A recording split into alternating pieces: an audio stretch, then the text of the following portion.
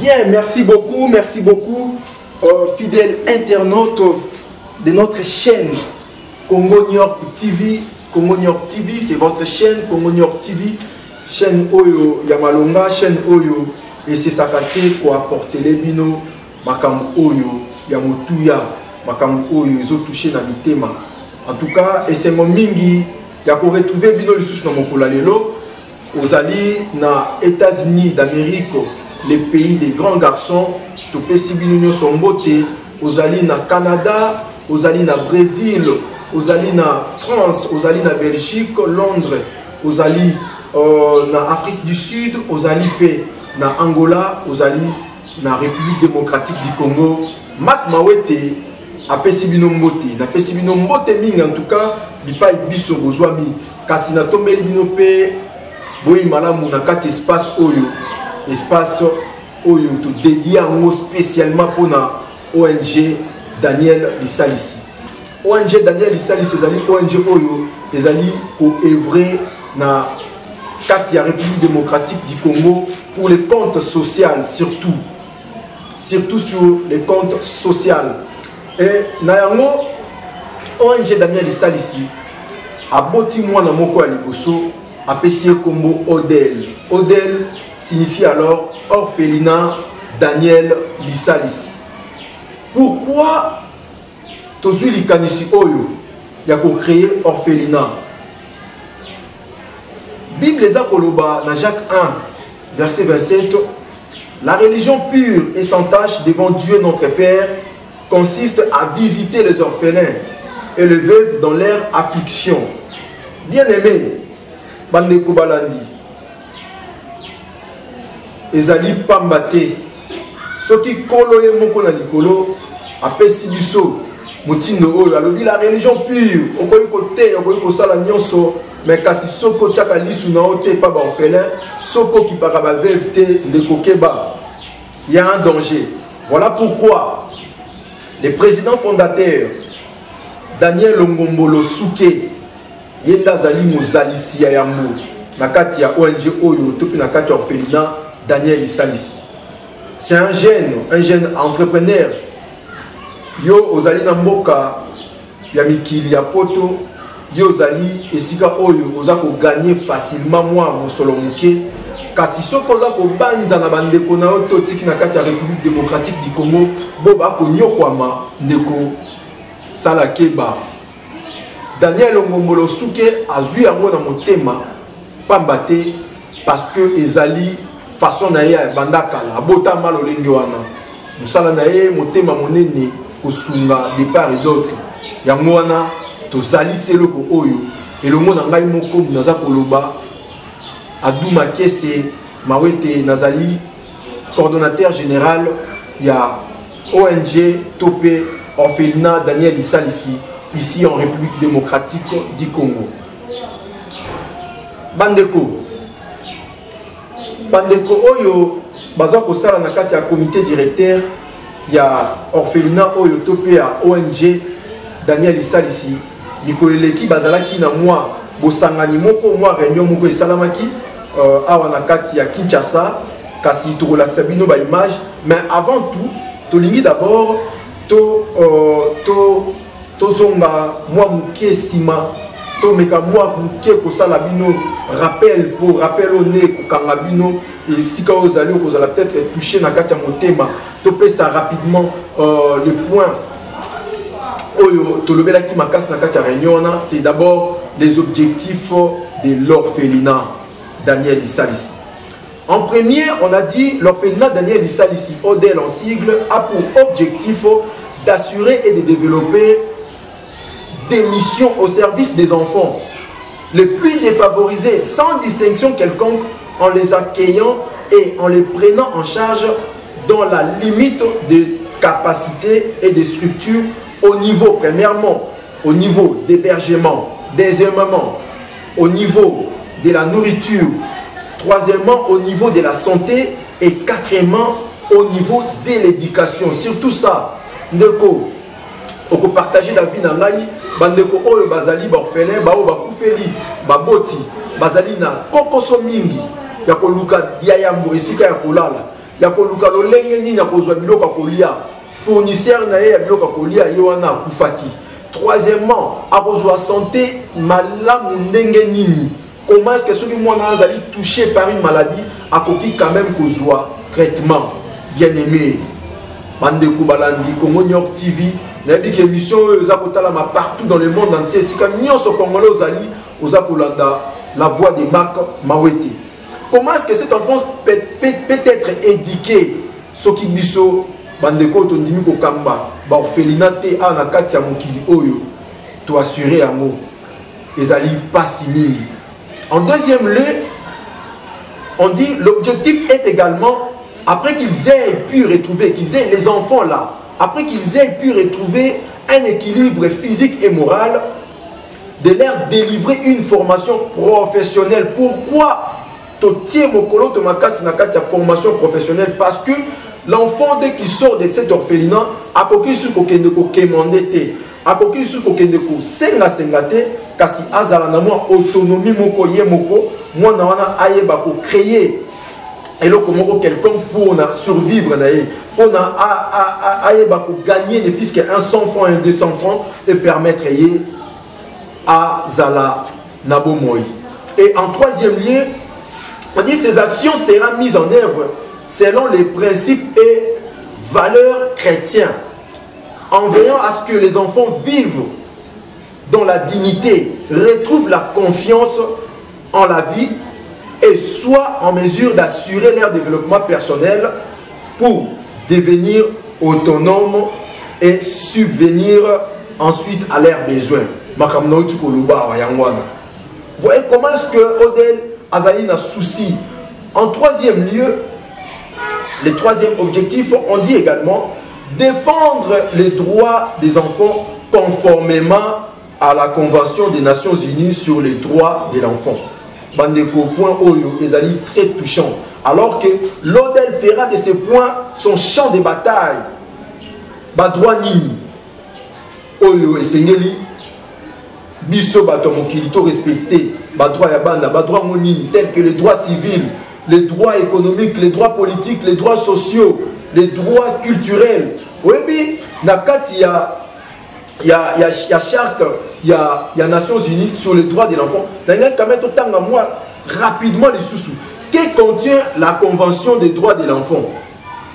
Il y a 54 articles énonçant notamment le droit d'avoir un nom, une nationalité, une identité, le droit d'être soigné, protégé des maladies, d'avoir une suffisance, d'avoir une alimentation suffisante et équilibrée. Vous savez, surtout à ce point, nous allons déployer notre énergie, surtout pour moi, parce que je suis nutritionniste et diététicien. Mambi matali kolia malamu. Alors ces enfants orphelins pour une alimentation suffisante pour que ces enfants puissent avoir l'accessibilité, la disponibilité alimentaire. Les alibis tumba neo bisotondimi tobunda et le mot na Daniel. Les alibis pas simingi, le droit d'aller à l'école.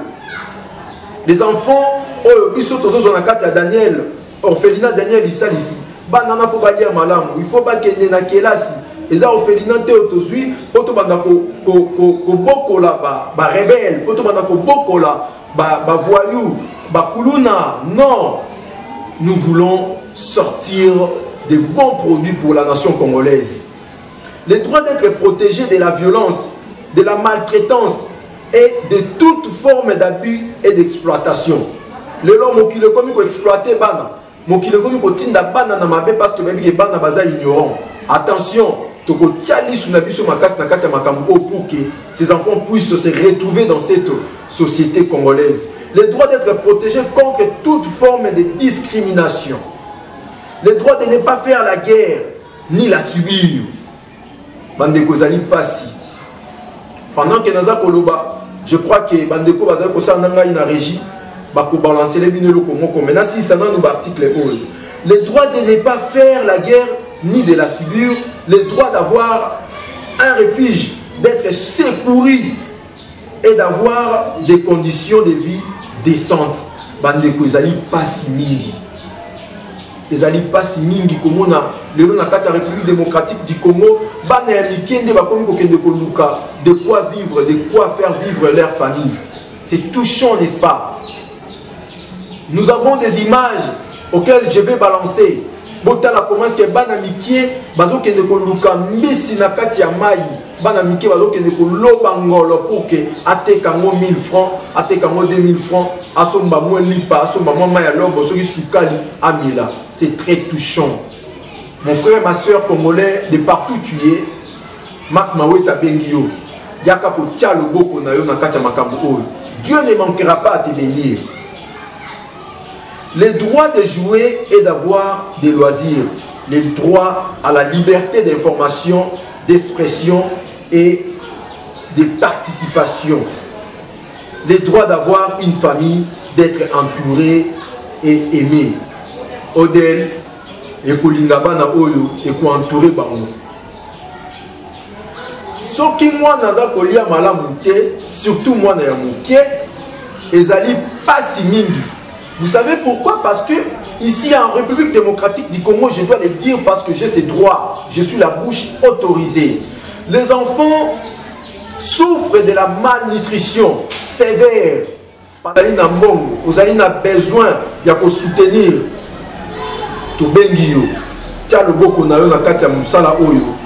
Tous la main dans la main. Daniel a connu pour ça la bien qu'il vit aux États-Unis, mais a connu pour ça la nous avons besoin des partenaires. Venez en aide pour ces enfants. Ils sont récupérables. Les nutritionnistes, il y a République démocratique du Congo, ils travaillent pas mal. Et les médecins, les infirmiers, tous, pour que tu éradiquer cette fois-ci la malnutrition en cette nation. C'est très touchant. Yango moni tozalisi eloko oyo. Odel. En tout cas, bandeko balandi. Congo York TV, bandeko balandi. Espace orphelinat Daniel Isalisi. Tolobi ete tozali na posa na yo, tozali na posa na ye pour que ONG oyo ekende liboso et continue kosala lolenge za kosala. Na beleli rapidement Bijou Makese le Pepo Motema ya Mawa. Na beleli rapidement Pacher Patrick Giofa Motema ya Mawa. Na beleli bino boya kotia loboko na bino pour que loko oyo ekende liboso. Hein? Costa et si kozali na États-Unis, tia loboko musalo ekende liboso kotika kaka Daniel yé mon côté. Nabi que vous êtes belé, vous avez entouré Daniel, vous êtes belé. En tout cas, tu belé libino pour que boya tous main dans la main. Motema ya mawa to salela moko ya mobeko oyo nzambe na bomoi apesi biso to sala sinote lobi akoki pe kotuna biso na komaka boye na Biblia est-ce que bo sala ka yango de kotika na bisa yo mokolango ngai mak mawete na koloba nzambe na salaki na lobaki na kabelaki bana ya mike bo bazangi baboti bo bazalaki na nzala ata moi 50 francs na nga na pesaki bongo yo soko pesa ite. Qu'est-ce que tu diras à ton Dieu? Bien, merci beaucoup. Et ça qui juste moi point oyo to lobeli parce que to la kisabino nini o to lobelaki na kati ya réunion na biso to zaki nango ya ba membre ya orphelinat boza kotala yango sikoyo. Je vous laisse un peu suivre cet élément et puis on se retrouve juste après. Merci beaucoup.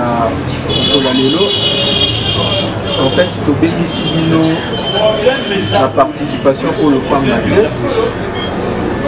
Il serait mieux avant tout balader son concours. Oui, d'abord, organisation Niyango Oyo et Sangisi Bissou. Lelo, organisation Sangisi Bissou Lelo, Kumonango, orphelinat Daniel Lisalisi. Orphelinat Daniel Lisalisi. Il y a un monde pour juste une petite réunion d'information.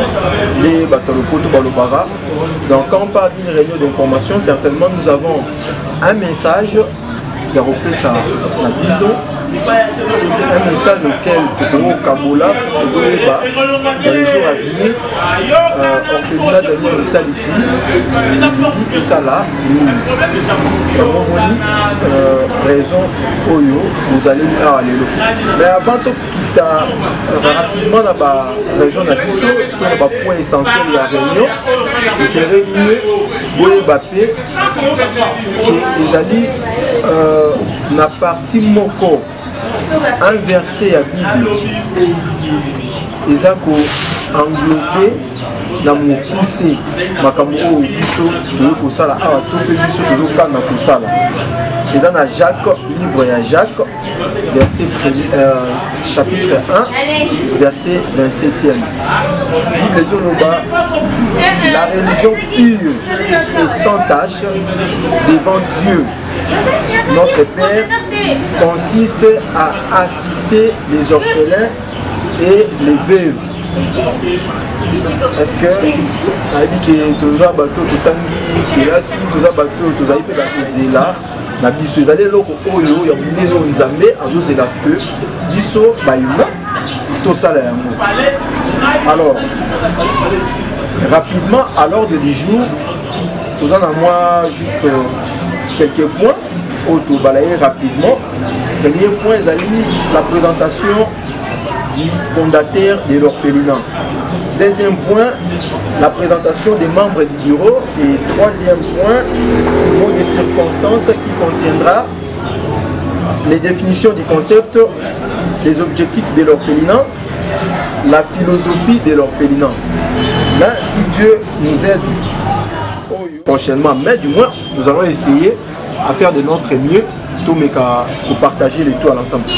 Au premier mois de janvier, Daniel a d'autres idées pour matérialiser c'est-à-dire, à partir de à définir le téléphone pour qu'il y ait à Bozala, charge Wana et au Salam. L'orphelinat, c'est un établissement où les élèves je crois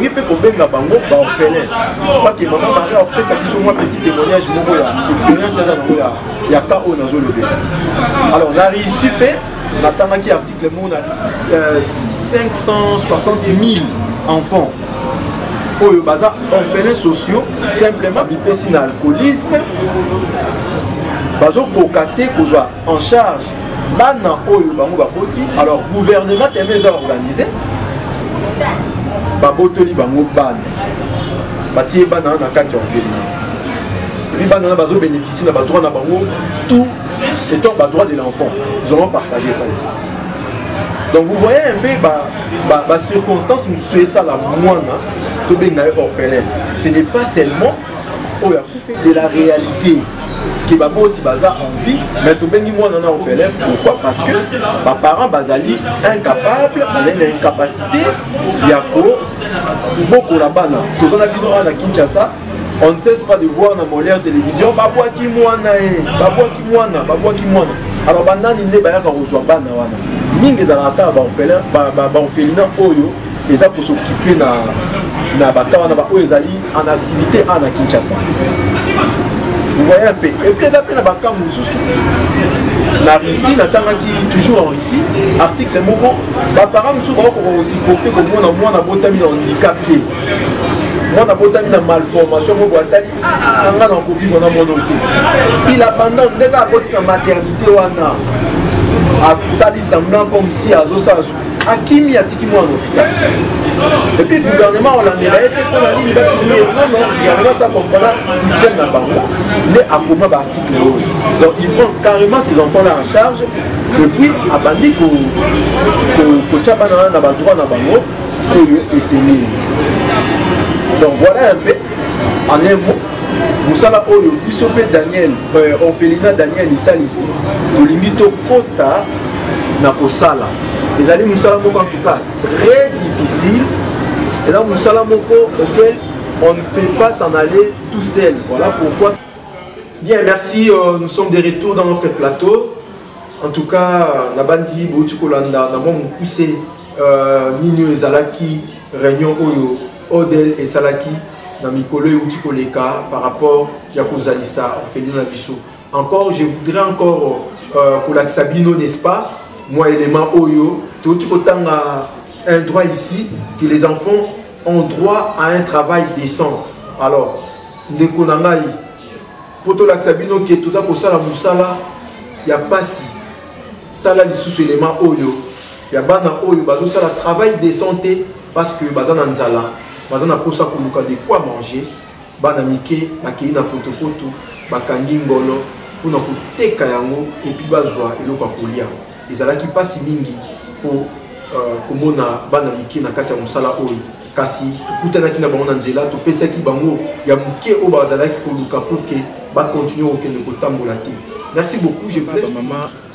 Bandeko Balandi Congo New York TV pour moni moko ya makambo oyo biso na kati ya ONG Orphelinat Daniel lisalisi tuza kolobela moni lokola ndakisa oyo tokute na bana na biso bana bazali nanu mike penza kasi bazali na capacité moko ya kokende na mai ya salite kokende koluka lifiske eloko moko mpona kolesa libota to mpe komiliesa yango moni baleki bakei koluka mbisi oyo moni ya simbi bongo sika akende koluka lolenge nini akoteka yango epai ya bato nyonso tu oyo bakozala na posa ya kolia ngolo oyo bana baza mike bana bazali mayele bana bazali nano na makasi kasi ezali pasi mingi mpe mawa po tozo kokoba toujours kodenosaka babiloko moko ya bajar oyo na kati ya Orphelinat Daniel lisalisi.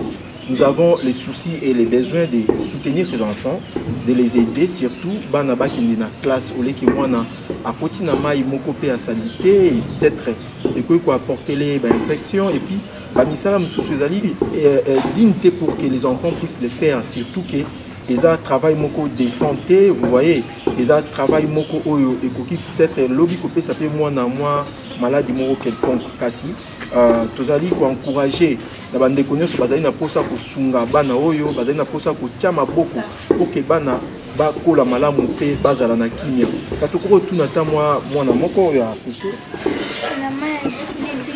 na liziba ya tchadi kuna OK au côté comme ce que na combien na 1000 francs taka ya pamba soko 8000 francs no sa na ngoni pa so baliete yangona to somba mapakacha na sukala 100 fois to salima ya lobo bo somba mapa ya 400 na sukala 100 fois bo salima ya lobo et puis bo meli bolie OK ça va to sepeli mingi bandeko balandi bomoni lema oyo en tout cas ezali très important tozo luka biso nyonso tout le lengeni to ko sunga bana baza mike tozo boya pe tozo telemela na motema moko pe na motema mobimba misala ya makasi po na bana na yango po na kotika bana te batambola na se ya moi makasi oyo moko ya molobe na bino adumak mawete ye moko akozwa ebongo en charge bana oyo kopesa bango ne fils que 1000 francs bango baza koluka wana pour que bana bazonga na ndako ebongo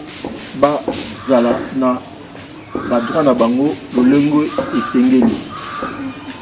Merci beaucoup. La suite continue dans notre chaîne Congo New York TV. OK. Merci. Botali nyoso oyo to bombela kibino to ko to bongisela kibino.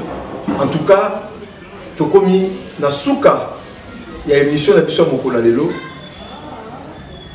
Na sima ya caméra tozaki bongo na Emani Longange yende mutu na nzela na ye bomoni ba image oyo topesi mbote na bino nyonso bipai biso bozwa mi moya kotanga bakomo na bino nyonso na mitu ezali lisusu te parce que ngonga esekei kasi bandeko nyonso tu oyo totangi bakombo tobakisi Junior Lundu na likolo na bino mbote mingi tukutani na mbala ya sima Mak Mawete asali musala na ye pe akomisi yango ti na suka. Merci beaucoup, on se retrouve prochainement.